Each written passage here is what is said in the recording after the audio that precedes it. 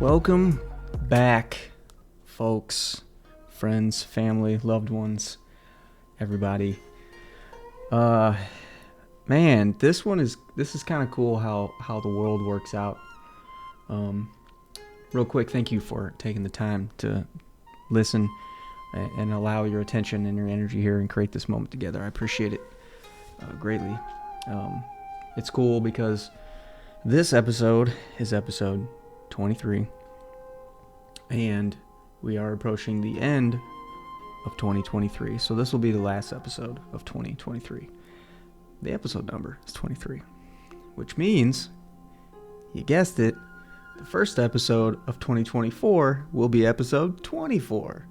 So that's kind of cool how that is, the universe played that out for me, which is awesome. And then I heard another stat from my buddy Aubrey Marcus. He's not my buddy, but I listen to him, and he influences me a great deal in how he lives his life. And Aubrey Marcus was interviewing somebody else saying that only about 10% of the podcasts make it past episode 20. So right there, yeah, I'm already in the top, 10% of folks that keep this up. And I have a handful of friends that also have more than 20 episodes on their podcast. So congrats to us. Keep it up. And if you got one too, keep it up, man. I mean, this is one of those long game things, and it is what it is, and you really do have to enjoy it. And I do. And there's certain things about it I don't enjoy. I'm doing a lot of the post-production on these myself, so that takes a little bit of time. But also, I don't mind controlling it at the moment because I'm only doing one every couple weeks. My goal for 24 is to do one every week. So we'll see how that goes, because I got a good feeling about 2024 bringing some good business and opportunities that are going to keep me busy. So I'm excited about that. So what I wanted to chat about today was, I have spent the past handful of years, 3 or 4 or 5 years, a lot of personal development, discovering who I am, things like that. And one of the things that is simple but not easy is to, watch your language, meaning the words you use. And I know I've shared this with you guys before, to watch the language that you use and how you speak to yourself, what words you use, and how you talk to others. And so I just wanted to share with you a few words that I've been working on removing or altering in my vocabulary. And one of the words is probably something, not probably, it is one of the things that we all use, and it's just like a filler word, but it has a pretty good solid in-depth meaning. It can anyway. So the first word, I'll say that word for last. So the first word that I have been consciously working on not using is the word try. And I think that the word try, it's okay to use in certain situations. If it's something really small and somewhat insignificant, the first thing that pops into my head is if you're going to try a food. And because that's not necessarily something that's going to impact you largely in the future. And so you can say, I'll try that, right? Because you're curious. It's a curiosity type thing. However, if you say something like, well, I'm going to try this business venture with this person, you using the word try in that sense, in a larger, grander scale of the sense, using word try, you're giving your brain the opportunity to back out on that opportunity if it needs to, if something doesn't go right. Or you're basically giving yourself the excuse to say, oh, well, I'm already assuming that it's not going to work out, so I'll just tell people I'll try to do it. And then when it doesn't work out, I'll tell them that, I tried to do it and it didn't work out, right? So you're giving your brain's already ruling it out as a possibility. And if it's something that you want to be doing, let's say you're moving into an entrepreneurial space and you're wanting to go into a coaching business or something, and that really does align with who you are and what gifts you have and how to present yourself in the world, and that's part of your truth, you're going to want to eliminate the word try from your vocabulary, because there's no trying in this. This is part of who you are. You want to do that, right? So you use different words instead of try. Maybe it's desire, or I will, or I can, something like that.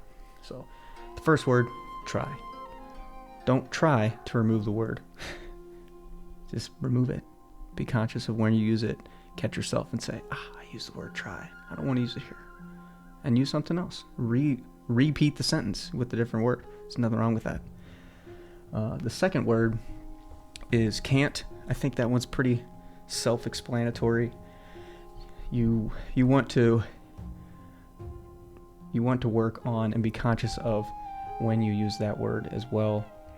That one, the word can't, is basically saying you can't do something, right? I mean, I could be an astronaut. I just don't want to be. I could be a doctor. I don't want to go to school for that long. I could be something, anything, but I don't want to do something, anything. I want to do some things that are aligned with my talents and my gifts given to me by God. So can't is relative as well, but kids use it a lot. They'll say, I can't do it. When, yeah, you can. You can totally do it. You just don't want to, which is fine. Want is another word. Actually, want is a tricky one, because if you use it too much, let's say you want something, you want more money, or you want a different career, or you want a better relationship. If you use the word want too much, your brain is going to start thinking that you lack that thing that you want, that you lack that relationship, or you lack the skills to have the relationship. So your brain starts making you question yourself, like, well, why do you want it? Is it absent now? Why can't you have it now? What's wrong with you that you don't have it? So our brain's tricky like that. So be cautious when you're using the word want. The other one is don't.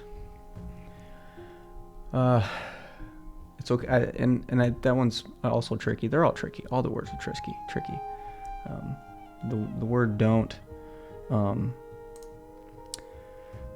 it's kind of also self-explanatory, right? The thing about the word don't is, from an unconscious level, our brain, if we tell our brain don't do something, it's like kids, right? Like, don't run in the house, don't run around the pool.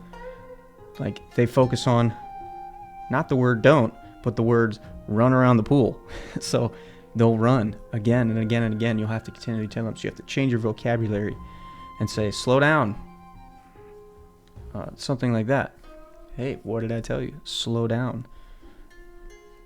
And so if I tell you, don't think about purple mosquitoes, yeah, your brain goes really, even quickly for the moment, purple mosquito pops in your head and you're like, oh, don't think about it.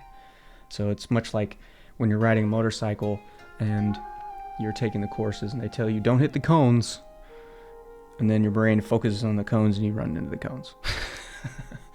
It's just what our brains do. So be mindful of that. And the final word was but, which is a word that sneaks into our sentences and paragraphs at any point in our life. It always sneaks into what we're saying. And I learned the significance of the word but from my NLP studies, neuro-linguistic programming studies, and what the word but does to your unconscious mind. So if I'm saying, or if you're telling me something that is of significance to you, and you absolutely believe these things, and you're saying, like, you know, this protein powder is the best, and I say, yeah, but this one is also good, or this one is better because of these reasons. As soon as I say the word but, it makes your unconscious mind feel like I wasn't listening to what you were having to say, or it negates everything that you just said. Or if I say it for myself, it's like, I really like this car, but I like this car.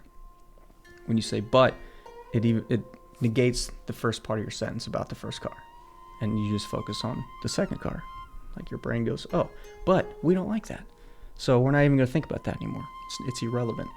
And so it doesn't feel good to some people when they're telling you something of importance and you say, yeah, but, and then it just makes them feel like you just ignored them, like their words aren't valid or their concerns aren't valid and things like that. So again, be mindful of the word but and when you use it, and be mindful of how it feels when other people say it to you. And all these words, try, can't, don't, but, when other people say them to you, take inventory, take notice about how it makes you feel. And let me know if you think that how I'm feeling about these words is valid, if it makes sense to you. It makes sense to me because I've changed a lot of them, and they make a big difference. And I catch myself all the time saying, yeah, but. I'm like, oh, I said but. I'm like, oh, I said try. And I got a group of buddies that as soon as you say the word try, it's a big trigger for them. And they're like, wait, what are you going to do? You're going to what? Like, I am going to do. I am working on this. Like, okay, yeah. So it's good to, within your circle of people, if they're catching you using those words, that it makes it even easier to identify them and make the correction. So I hope that helps. And like always, I appreciate you lending me your ear and taking the time to listen to what I have to say. And thank you for showing up, helping me create this moment for everyone. So have a beautiful day.